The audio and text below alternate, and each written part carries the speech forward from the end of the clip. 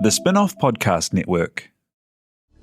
This is Kiwi is back for a brand new season with more inspiring kōrero from special guests including rugby player, father and role model TJ Perenara. My family bring me joy. Rugby brings me joy too, but it's not the same joy as my family brings me. And global dancer and choreographer Kirsten Dodgen. For some reason, people think I'm very intimidating. Listen to the new season of This is Kiwi, brought to you by the Spin-off Podcast Network in collaboration with KiwiBank.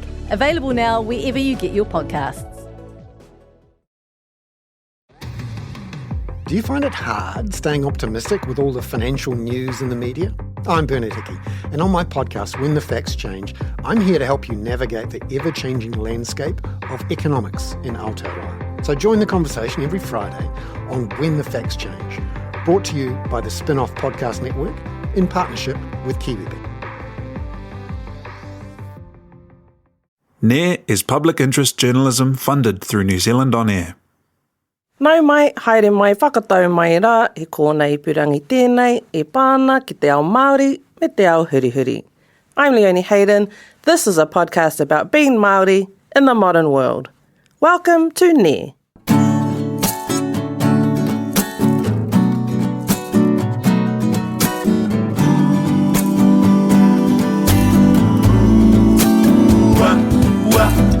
I ngā iwi katoa, nei rā te mahi kia koutou, nau mai, hoki mai anō. On this week's episode, we're talking about moana, our seas and our oceans.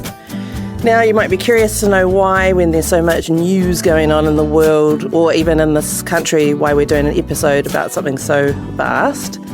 Well, while the ocean may be deep and wide, our relationship as Māori to it is actually quite personal. We trace our whakapapa to Ranginui, our sky father, Papatuanuku, the land, and Whānau-ā-Apanui, the waters, or you might also know her as moana. And they're not resources to us in the extractive sense, and they're certainly not borders, although they've been turned into both of those things by imperialism. And so we find ourselves at climate conferences like COP26 in Glasgow, which is still ongoing this week, where our leaders are negotiating how not to kill the moana and her peoples. Like, guess who could have shown you how not to do that? Māori people, Indigenous people, everywhere. And I urge you to find the podcast Planet B on Navara Media. It's a relatively new climate podcast from the UK, but their latest episode features Tangata no Ngāti Porou. She's an incredible community leader down there. And she's talking about exactly that, how imperialism and colonialism have screwed the planet, that there is no solution until we reckon with that, and how our relational worldviews as Indigenous people can literally save the planet, but everyone else got to listen to us for a change. She's totally mind-blowing, so smart, so, go have a listen, put her in charge of all the things. Our relationship to te taiao, to our natural world, Ranginui, Papatuanuku, all of our atua, these are things that we need to draw strength from now more than ever. Even if it's just to take time for ourselves to be near water or find ways to feed our families or tautoko our neighbours, whatever your relationship to water is. I wrote an essay earlier this year about becoming a swimmer for the first time and discovering this new form of physical exercise that really resonates with my wairua as well. But it stemmed from this lifelong obsession with being in water, with swimming in the sea and jumping in the awa. And writing that, I began reading more about Whānau-ā-Apanui or moana, who is the embodiment of the sea, and she's the parent of so many of our kaimoana. And I really did feel like I had discovered the name of someone I had known my whole life, but never been properly introduced to, and not really having any access to knowledge holders around our oceanic atua. I only really knew about Tangaroa and Kiwa. Our ocean that connects all of our people is moana nui a Kiwa, and the colonisers call her the Pacific Ocean.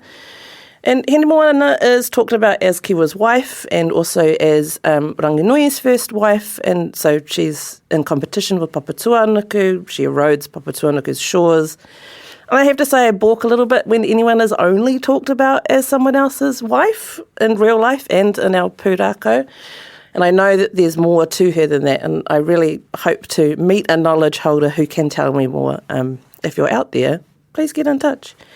But she really does call to us, and it is built into us in like an evolutionary sense. We all have something called the mammalian diving response, which is a physiological response that turns on when our head is submerged in cold water and our heart rate slows right down. And this is why splashing your face with cold water calms you down. And a few years back when I was, having a tough time, and my first instinct was to sort of get in a cold shower. And I know a lot of us have nannies that would make us get under the cold tap if we were a bit hoha. And it sort of occurred to me that we had these little shrines in our houses, these places for ritual that connect us with water, with wai Māori. And sure, they're for hygiene, but if we're honest, we've all felt cleansed by water in other ways. And I think maybe that's why I enjoyed onsen culture when I visited Japan. It was about the ritual. It was such a meaningful way to spend time with yourself. I watched people spend a full half hour just washing their hair or just washing their feet. And so that's my not very original take, is that water is cleansing and calming and spiritual, and it's for the individual and for the collective. But it's nice to take time to think deeply about the things we take for granted, especially as it gets warmer. I mean, the weather, and also as the climate gets warmer. And we're also heading to the coast more in the summer, and diving season is about to open up. So while we are spending time taking from Hinemoa and Tangaroa, let us be mindful of what we're giving back to. So on that, Te Kuru will be talking with today's manuhiri about the tikanga of that relationship, and also about an ancient activity invented by our moana nui a kiwa tūpuna hundreds of years ago, as well as all the other ways that we use water. And then I'll be joined by Meriana and Te Kuru to yarn about our own connections to the water. We'll be right back after this.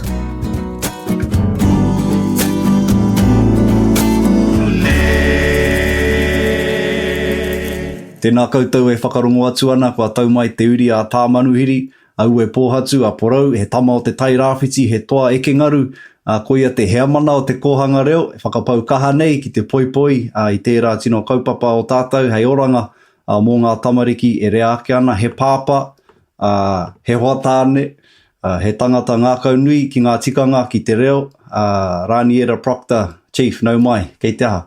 Tēnā koe hika o tira. Te iwi e whakarongo mai ana, noku te maringa nui. E harau i e rā mea, engari koau e rā taitara, engari he tangata horo e uta, he tangata whakapai papa, kamutu he pononga o waku iwi maha, o te tairāwhiti, he hua o te whakaaro nui o ku mātua, kia uru ki te kōhanga, ki te kura kaupapa, kamutu, kia whai wāhi atu au ki tēnei taonga tāua ko te eke ngaru. E ora ai au i tēnei ao, hine ngaro, wairua, tīnana, i a Tangaroa, i o Tahu atua. Kia ora hika. Nā, kei te kōrero tāua mo te moana, mo te eke ngaru, he tangata moana koe, he tangata eke ngaru hiaha i pērā ai. Ka hoki ki tuatahi ake, he iwi moana tātou, he iwi moana, he iwi mōhio ake nei ki te pānui i te taiao, mutunga ke mai o te toki, ki te kaumoana, ki te pānui ngā ahuatanga o te huarere, o te taiao, anō nei he ika i te moana o tāua tīpuna. Me taku whakaro i, ka tērā pia i ahu mai tērā i o tāua tīpuna, engari ka whakaro ake au tērā pia he pānga toto nei. Nā, ka ruku ki ngā wānanga, ka kite he uri hoki tātou nā Tangaroa, i roto i ngā whakapapa heke mai tātou i a pautu, nā pautu ko rua te pupuke, nā rua te pupuke ko manuruhi, nā manuruhi ko rua te pukenga. Ka heke te tātai ira tangata i a Tangaroa. Tōmua mai i a pautu ko ikatere, koe rā te tipuna o ngā ika maha, no muri mai ko tūterangi wehi, koe rā te tipuna o ngā momo, ka kuhu ki te wai, ka puta hoki te wai, ngā amphibians. No reira ko tātou te ira tangata ngā teina i roto i tērā tātai whakapapa. Engari e whakapono ana au, kei reira hoki etahi momo kurahuna i roto i tō tātou taurahere, tātai whakapapa, e kōhimu ana kia tātou me hoki ki te moana. Kei reira te oranga. Kia whakamānawa i te taiao, kia noho whakaiti i roto i te nui o te taiao, kia tiaki hoki tātou i era taura here whakapapa i waenga i a tātou te ira tangata me te taiao. No reira, tērā, he nui ngā kōrero mo te iwi Māori me te eke ngaru. Kua riro pea etahi i roto i ngā tau, nā te āhua o te tāmi, o ngā whakatua nui o te ao whānui, o te ao Pākehā i a tātou, engari kei reira tonu etahi, tērā tō tāua tipuna ko kahungunu, he toki ki te eke ngaru, nāna te ringa o rongo mai wahine i Wikitoria, i tētahi whakataetai eke ngaru, ka whakataetai a kahungunu rāua ko tamatea takutai, tamatakutai te tāne ōmua, tuatahi o mātāmua o rongo mai wahine, engari ka pirangi ia ki te rākau rongo nui o tō tāua tipuna o kahungunu, ka whakataetai eke ngaru rāua ki te mā wai te wahine nei. Me taku kite i roto i ngā rangahau mo te taenga atu o ngā mihingare ki konei, he pērā anō. Nā reira, he kauwhata rangatiratanga me ki te eke ngaru i ona wā, he tukanga, e āhei ai te tangata, te piki, te heke rānei i te kauwhata rangatira. He pērā anō ngā kōrero i Hawaii, ka kia ko te Sport of Kings. Ko etahi wāhi, kua rāhuitia mo te hunga, mo te whare ariki. Ko enei ngaru, mo te whare ariki noa. Ko ngā ngaru, ahua kore take nei, mā ngā ware, engari anō enei ngaru. Me taku whakaaro, kei reira pea, tētahi taura here i waenga i ngā iwi o Poronihia. Me rangahau me kimi anō pea tāua i tērā huarahi e pai ai tā tāua rāhui tētahi wāhi eke ngaru mā tāua. Kia pono au, kia kōrero Pāke hoki ai tēnei wahanga kia rongo ku whanaunga. Some of my friends here in Te Tairāwhiti practice localism. Now, localism for them is it's a break that they've surfed from time immemorial for them, which is they've just moved here a year ago from Auckland and now they're locals. And I often question them on their understanding of place and space. E tahi oku whanaunga Māori, he pērā anō, ka ki mai ki au, we shouldn't let outsiders surf our waves, we should practice some localism. Me taku ki, well, you're not actually from the tribe that's connected to this beach. You might be tangata whenua, but you don't have mana whenua. So in trying to practice tikanga, we're actually undermining our tikanga. I see the ocean as a marae. Ko te moana, te marae o Tangaroa, e hara i te wai noa, he rite te marae ki te whakatauri te marae ki te moana, he tikanga tō te marae, he tikanga tō te moana, he kawa tōna, he kawa hoki tō te marae, no reira, i roto i te whakatauri kei te kite atu au i etahi tino āputa pea, i roto i tō tātou Marama ki ngā tikanga, tuatahi, o te marae me te iwi Māori, ka mutu te kawe i era tikanga ki te moana, kia Māori anō te titiro ki te moana, me ngā haipapa, o te iwi kāinga, te mana whenua, ki ona manuhiri, ki ana manuhiri kātahi, ka mutu ki ana tikanga, me tana kawe i aia I roto I tērā horopaki. You know, you wouldn't, when you think surfing, you don't think Māori. When I think surfing, I think, from an outsider's point of view, firstly, I think of Kelly Slater, and then I think of Hawaii. Now, if you look at those two aspects, Kelly Slater being the epitome of capitalism in the surfing world, and a great champion for the sport, but it's been the absolute. If there's been cultural appropriation in Polynesia, it's surfing. Yeah, you think of blonde hair, blue-eyed surfers. When you think of surfing, you wouldn't think of the rough, almost savage description of the first surfers that were seen in Hawaii.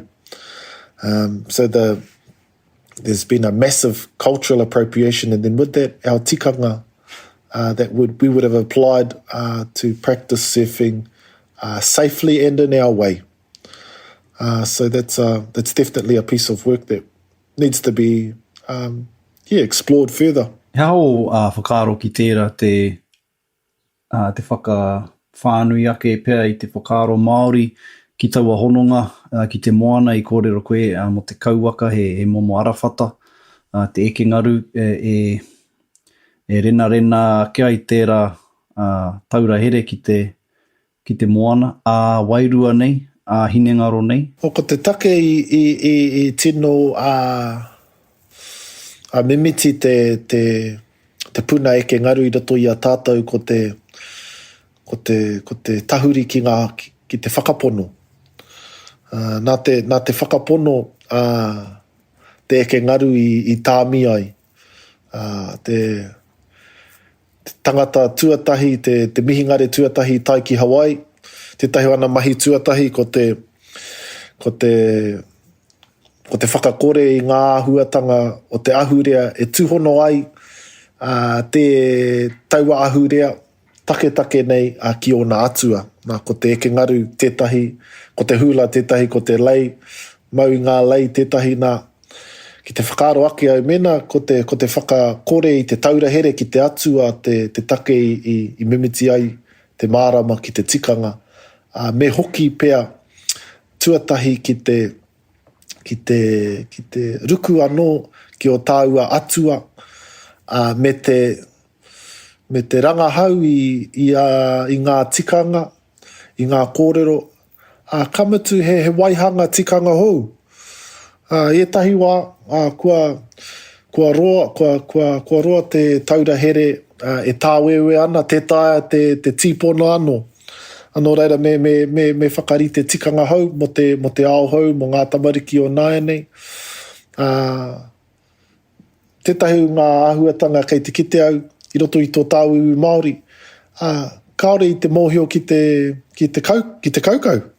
I kēnei ngā tamariki Māori, te taia, e rātau te kaukau. Rua rau, toru rau tau ki muri, tō tāua tipuna ko paikea, ka kia ko te toa o te moana.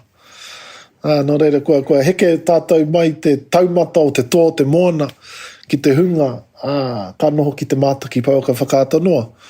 Nō reira, he mahara nui, engari, kei reira tonu te pito mata nui, e whai hua ai tātou. Me taku hoki ki aku kōrero o mua, ko aua hua nui, ko te taura here ki te ao wairua. Ia koe noho ana ki tō papa eke ngaru, he hanga momo whakaaro, he hanga momo rautaki rānei, ngā mahi kei te kawea e koe. Taku nei mōhio, he tangata pānui koe I te taia, ngā tēnā whakapuaki I tērā puna mātauranga. Mo te taha ki te eke ngaru I taku hoki atu he kauwhata rangatiratanga te eke ngaru. Nō reira, ko ngā ngaru tō pai kōrero.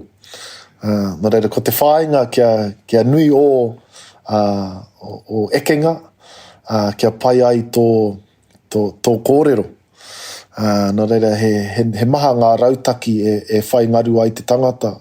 I awe tamariki ana koina noa te whāinga engari kia pake ke haere ake au, ka kite au i te koa o etahi atu, i te whai wāhi mai o etahi atu, ki tēnei ahurea, ka koa hoki au, ka kite hoki au i te koa i etahi atu, ka pērā noa, no reira kua tīmata hoki au te whakarite i te line-up o ngā kaieke kia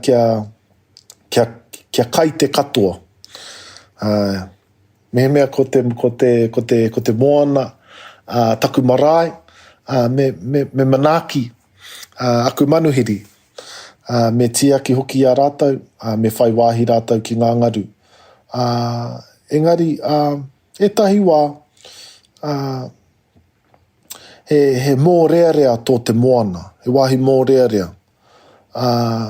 E kaua mō te katoa, engari me whai pukenga, e eke ai te tangata ki etahi wāhi, no reira, he matāratanga i roto, he atua pai a tangaroa, engari he ngau hoki ki te kore te tangata e whakamānawa i taua kaha kei roto i a tangaroa. No reira, ko te noho matāra me te whakaako i ngā matāratanga i roto i te pānui te moana, kia noho haumaru ai te tangata i roto i te moana. Koina. Me te kawe i te whakaiti, kawe i te whakaiti, te hari i te whakaiti. Kua rongo au i te ngau a tangaroa i roto i taku kawe i au, anō nei kua au te ariki o te moana. Nā reira, he nui ngā akoranga. Whakarotia te reanga taiohi o nāia nei, kaori te tina whakaute ki te ao, ki o rātou tīpuna, ki o rātou mātua. It's an automatic teacher. It's an immediate. There's immediate consequences in the ocean that stick with you lifelong, and they teach you things. It's a reset button. Mo te tangata, te moana, and in lots of different ways, it's taught me lots of things about how to carry myself, not just as a surfer and as a tangata whenua, but also just about how to be a good person. Yeah, and so there's lots of learning, and it's never ending. Koina te pai o te eke ngaru. You can start at 5, and I know a surfer here that's 82. Eri rare, that surfs every day, and so it's a lifelong sport. Yeah, it keeps us alive. Those life lessons from the moana being applied on the whenua. Hoi anō, tēnei te mihi atu kia koe e hoa, tū ana hei tauira i roto i au mahi, mo te kohanga reo, mo te kura kaupapa, me tēnei tō tāua ao Māori, te tai rāwhiti nei o tira i te motu whānui, e noho ana hei kaitiaki i te marae o Tangaroa. E mihi atu ana kia koe i kura mahora i enei mātauranga tuku iho, me enei mōhio kua wheakotia e koe, nā reira, e mihi atu ana kia koe e te rangatira. E whai ake nei, e te iwi. After the break, I'll be joined by Leonie and Meriana to discuss our relationship with the moana.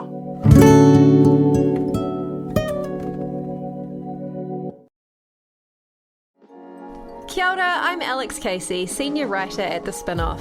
We wouldn't exist without the ongoing support of our generous members. If you're able to, you can make a donation at thespinoff.co.nz/donate. Kia ora, I'm Duncan Grieve, founder of The Spinoff. You can help us keep all of The Spinoff's award-winning journalism free for everybody by becoming a member today at thespinoff.co.nz/donate.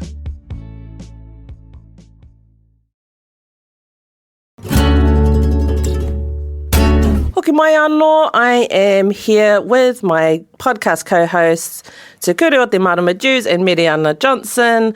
We're going to have a little discussion about our own personal relationships with the water, with Wai Māori, with moana. Kia ora kōrua. Kia ora. Morena, morena. Morena, pēhe ana kōrua. Pai ana, kei te ora au. Ai, tino pai. Aha kua te waipuke, i te tai rāwhiti. Kua tau anō te aio. Kua māo te ua, kua māo ake te ua. Yeah, good. Feeling good. Have either of you been in the moana this week? Oh, Carl. Well, it's been real rough down here on the east coast. It's big, it's been flooding and the water's real paru at the moment. Oh. But managed to go for, a surf last week, or a couple surfs in the last couple of weeks. So it's warming up, so it's good. I've been down to the moana.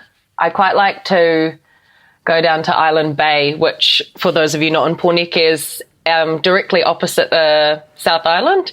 And so I like to stand out there to mahita home. But the water's way too cold to get into. No. Yeah. I barely even swim in summer in Wellington. I'll probably get in a couple of times a year. But it's really hot. Makariri down there near. Ai, tēnō makariri. So we all come from like quite different parts of the motu, and you were just saying to Kuru about how it's a bit choppy down there, but I mean, of all of us, you guys on the East Coast are sort of like synonymous with your kaimoana and your being in and around the moana. Like, is that just sort of, do you grow up on a board and diving and, you know, being that person when you grow up down there? I actually grew up in Rotorua.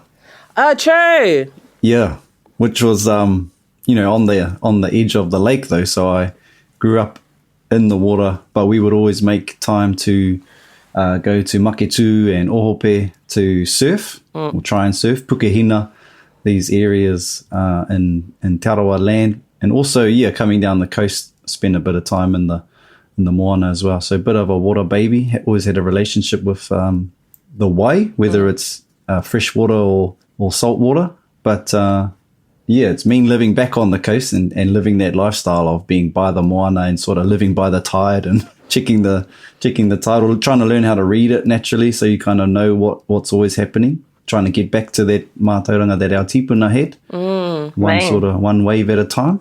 It's such a vast body of knowledge as well, eh? It's like you really got to live it to learn it. Yeah, it's every time I go out, I'm always observing the taiao. I've probably been doing it since I was a kid growing up, but, naturally observing our taiao, like our tipuna would have done, but I think now it's much more intentional. There's a lot more kōrero around, being, observing our taiao, maramataka kōrero. Are you the guy that's going out there diving for crays in Pawa? I will be that guy. Inspirational. I'm doing a free diving course next week with Dion Opodi, Akuhata, who is Coastie Kids, and that's who I wrote the article. I interviewed him for this week's article.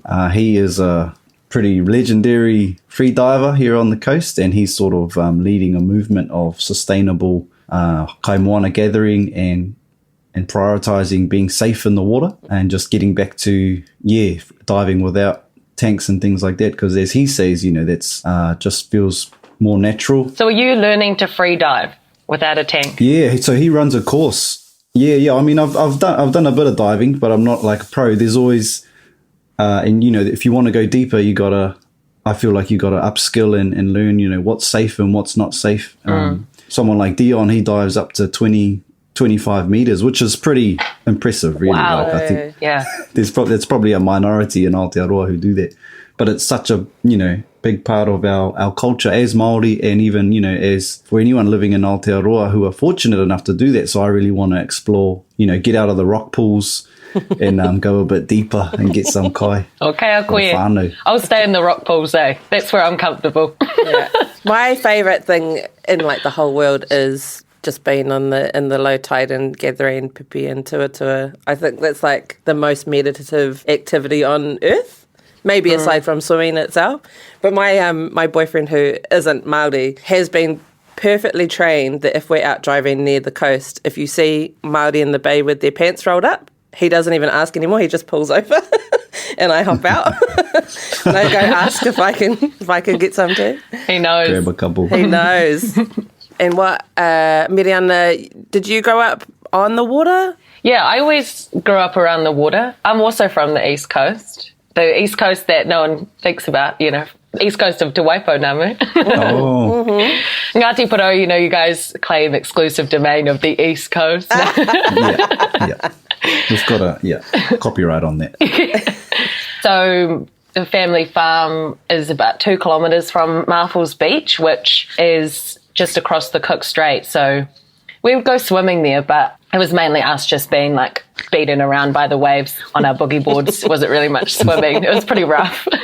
as you can imagine, straight out into the Cook Strait. But my whānau would always go down to Kaikoura and get paua, koura, mainly paua. The boys might go deeper and get koura, because you could, before the earthquake, you could you could go waist deep into the water off the rocks and just pick them off. It was that easy. Ooh, and then what happened after the earthquake? Well, because the seabed lifted so much, basically just wiped out the entire adult population. So only now, about 4 or 5 years later, might have been 5 years, has the stock started to replenish. So there's actually been a rahui all down the coast for the last few years since the earthquake. But just wiped out the entire population. So, we haven't been down there to get paua for years now. Gosh. But, it was just something we did as a whānau. I never thought about it as mahinga kai, but obviously that's what it is. And I'm really grateful now that I had that in my whānau. We were reaffirming our hononga to that place, but without really realising that's what we were doing. I never really got in the water though. I was a bit of a princess. It was my aunties and my granny who were right in there, and my brothers as they got older. I just preferred to sit on the beach, read a book. So I always loved being around the moana, but I'm not much of a water baby. Tangaroa kind of scares me a little. He's powerful. I mean... Aye. Yeah. And especially, particularly in Marvel's Beach, it's so rough there. I think I always had this wanga about the deep ocean, the deep water and the wide ocean. Steven Spielberg's Jaws did not help. Honestly, I went from being like a kid that would jump off any wharf or boat to like a 2-year period where I couldn't get in deep water because of Jaws. Oh, Steven Spielberg, you owe me. I can't say that I've honestly found Jaws hilarious, but I think I was too old when I watched it. Like I wasn't a kid, so. And what does the kaitiaki-tanga of the moana and Waimaori look like in sort of your respective areas where you are living at the moment? Or rather, Ngai Tahu for you, Meriana, and down on the coast for you, Te Kuru. Like, is there sort of an active presence of iwi Māori on the land, making sure that people aren't being extractive, aren't taking more than their quota, are looking after water quality? Like, do you know sort of what protection is going on in your lands? Yeah, so, up the coast in Ngāti Porou territory where it's much more isolated and you kind of have to go through small, villages to get to the takutai, it's probably easier to monitor for haukaina who's going in and out, and there's often rahui placed, especially around Tauhou Pākehā or Krihimete around Christmas and the Pākehā New Year, always rahui, because that's the time where people are, often off work and they might travel home or travel to someone else's territory and sort of just over-harvest kaimoana, so it's quite common. There are always people who won't adhere to the rahui that are being placed on, but I think generally it's pretty good, but there are always some bloody wasters who won't follow the rules. I've got a cousin who works for MPI, so him and an uncle, they're the East Coast, part of the East Coast MPI team. They sort of cruise up and down the coast on their boat, checking on people. They've busted a black market of kaimoana and trade, which I did a story on for Māori TV a few years ago. They were selling koura as far as the Waikato, chests full of, and a lot of it undersized as well, or, and that's a whole nother kōrero, but about size limits and things like that. But there are different levels of protections, if you like. I think generally most people, I like to think, might be idealistic, that most people down here understand, what it means to be sustainable or what sustainable harvest is. And if you take too much, you're not only ruining it for everyone else, but you kind of not doing yourself any favors for the future. And I guess the third level of protection or management is there are appointed kaitiaki for iwi, and they have the mana to give permits for customary take, and that's a whole nother kettle of fish as well, because in some areas it's managed really well where the appointed kaitiaki familiar with their rohe or with their rohe moana, and they know who's diving and they know who's coming in and out, and they are probably divers themselves. And then there are other areas where those appointed kaitiaki or iwi liaisons who are administering those permits are not familiar with the areas. So there's a lot of work to be done in that, because they do manage a lot of quota for the area. So yeah, and then there's the commercial fishers as well. There's a story of my koro back in the day who took a shot at a commercial fisher that got too close to our patch, literally. What do you mean, took a shot? Like... Well, yeah, maybe won't get into the details. That means exactly what, how it sounds. Just a warning shot. Yeah. So there's a bit of friction, but there's plenty of coastline, but it is getting a lot more crowded these days, that's for sure. Yeah, I can't say I know a lot, probably because I haven't lived at home for, back on my whenua for about 7, 8 years. So I don't know a lot about how quotas managed and whether people are following the rules. I mean, as I've said, you haven't been able to go pole diving for years now. But what there's actually done, and I did a story about this, not the summer, just being the one before, about how it was pushing all of the recreational pole divers further north into Port Underwood, which is near Waido, Blenheim. So that was having an impact on the stocks there. So I guess that connects to what you're saying, Kuru. I mean, there's this issue with the boundaries, right, and ensuring, how do you stay in your patch, I stay in my patch. How do you enforce that? And I guess that's where that having someone local who's really knowledgeable helps. But it's that tricky thing. You're never going to be able to stop the cheeky ones coming, grabbing more than they're supposed to. You've just got to trust that people respect the moana, respect the kaimoana, and I guess as well, it helps if people are from the area, so they're invested in being able to come back. I think it's those drop-ins, the holiday divers who... Yeah. They don't have that relationship because they don't live there, so they're probably less, I'm speculating a bit now, but less invested. No, you're right. There's definitely a lot of people that'll come down the coast from other areas just to get kaimoana. And there might not even be, like this idealistic view that I have of everyone having this loving relationship with the moana. They might simply have a relationship with kina. Yeah. and they're not thinking sustainably. And unfortunately, because of colonization or whatever you want to blame it on, a lot of our whānau Māori are like that as well. So it's not just, tauiwi who are doing it. And I guess another point when you're talking about take and limits and things like that is Dion, who I interviewed, gave a good kōrero. He sort of said, so his father was a commercial diver, and so that's how he kind of learnt growing up, and then he's a commercial free diver and also does these courses, so he can only take what he can get while he's holding his breath. That's how he describes it. And he said, I might just drop a few kina off. I'll never get 50, because 50 kina per person, that's the limit. It's a lot. Per so if person? You go out on a boat, if you go out on a boat with 4 people, I think you're supposed to have 4 people in the water, but, people don't do that. They'll chuck on extra people on the boat just to get another 50. So he says, I don't get 50 because that's more than I need to feed my whānau, my small whānau. I'll drop off some kina to the old man, he says, and the old man will go, oh, is that it? Like, well, I know you could have got some more. And he'll say, no, that's all you need for the week. Like, I'll bring you some more next week or later on. So it's just changing our mindset, I think, because a lot of people probably, and that's usually the people who aren't living, going into the moana weekly or regularly, then they take as much as they can while they're there. So there's a lot of mahi for us to try and decolonize our relationship with the moana and get back to that sustainable way of living and management, taking that responsibility that our tipuna would have had. True, because there's so much pride in that idea of I will provide for you a feast for, my manuhiri or my whānau or whoever. I will rise up out of the ocean with more koura and kina than you have ever seen.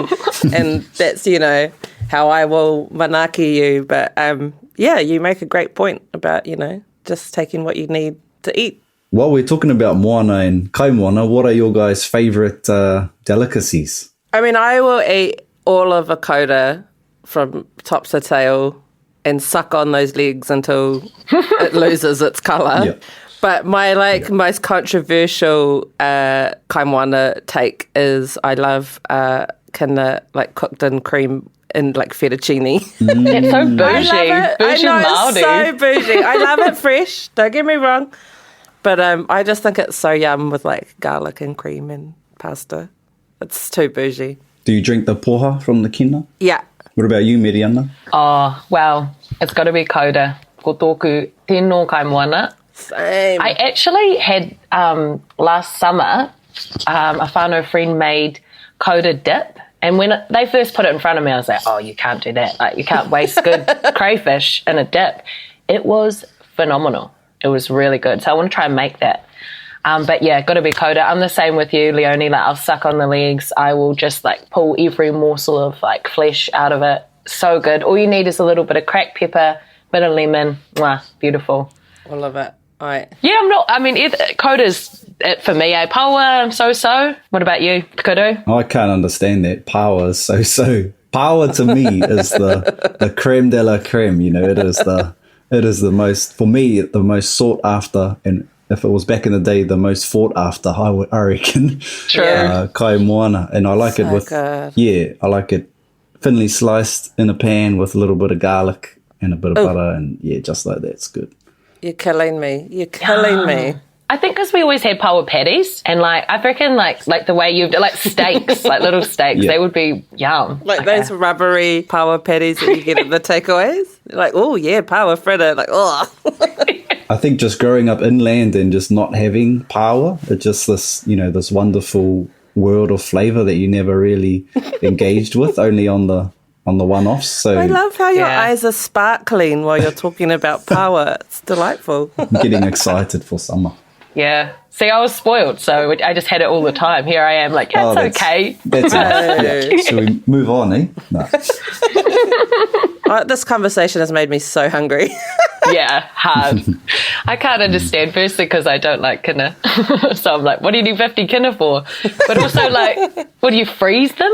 You can't eat 50 kina. Would someone eat that in a week, Because it'd get gross, and I wouldn't want to have frozen kina. I need to know more. The longer they sit, the nicer they get, eh? So True. I could eat 20, I reckon. you could. Yeah. There's two types of Māori, eh? There's Māori who love kina, and yet it's divisive. I reckon you either love it or you hate it. Right. There's no one who's like, oh, kina's all right. Yeah. It's like anything really though, and I'll get some haters for making these comments, but it's a bit of gluttony. Like there's no individual that needs to sit and eat 50 kina in a day. We do it because we can or whatever, but providing for a marae event or tangihanga or dare I say it, a birthday, those are different events. But I still feel like there's a little bit of overkill sometimes, and we just need to be a bit more mindful of. I mean, sometimes it's if the kina are overpopulating an area, then it's all good. It's all good to take, and you can see if there's a lot of kina in the area, then by all means, I think a lot of divers will understand it's all good because it's replenishing there. Dion talked about he dives in, he dives deeper areas because he knows that that's sustainable, whereas a lot of other people are in the more shallow, the rock pools and the 5 to 10 meter areas. So he goes a little bit deeper because he knows that that's going to be sustainable for that area. Kia ora. Makes sense. This is all something for us to keep in mind as we head into the holiday period. Take care of the moana, take care of the kaimoana. Take only what you need. If it's not your rohe, ask permission. Do not take undersized kaimoana, and certainly do not sell it on a black market. Oh. That is all we've got time for this week. Thank you to my co-host Kuru and Meriana. Thank you to our guest Raniera, to our producer Te Aihe Kia ora hoa, and you will hear us again in 2 weeks' time. We're coming at you fortnightly. So in the meantime, check out our weekly Ne features written by Te Kuru that are featuring on thespinoff.co.nz. Follow us on Instagram at Ne Te Ao Māori Podcast, and we'll see you soon. Hei a kōnei.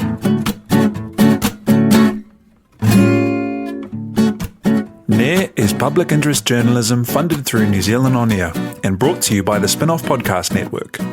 It was hosted and researched by Leonie Hayden, with Te Kuru Jews and Meriana Johnsen. NAIR was produced by Te Aihe Butler, with senior production from Jane Yee and project management from Mark Kelleher.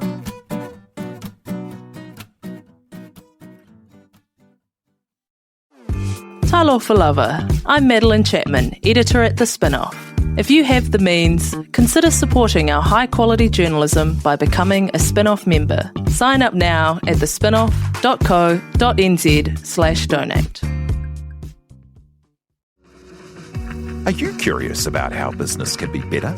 I'm Simon Pound, and I host Business is Boring, a podcast where I kōrero with some of the most interesting people in entrepreneurship, commerce, and making things happen. Tune in to Business is Boring every Tuesday, brought to you by the Spinoff Podcast Network in partnership with Spark Business Lab.